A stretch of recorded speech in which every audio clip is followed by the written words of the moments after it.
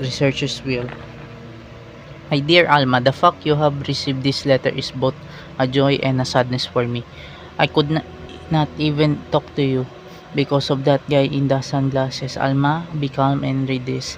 I think I've told you that I moved to a pharmaceutical company's lab. They headhunted me last month. There was an accident in the lab and the virus we were studying escaped.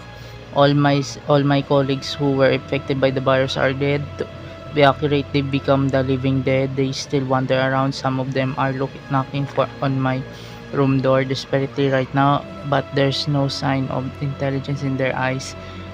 That cursed virus takes away all humanity from the human brain. Love, joy, sorrow, fear, humor,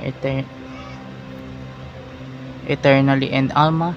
Even the memories of these days I spent with you. Yes, I'm infected.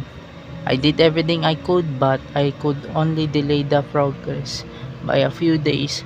The most frightening thing is that I forgot more about you day by the day. So I chose I chose a peaceful death rather than becoming the living dead. Within an hour I will have entered my eternal sleep. I do hope you'll understand my decision. Goodbye and forever yours, Martin Crackhorn.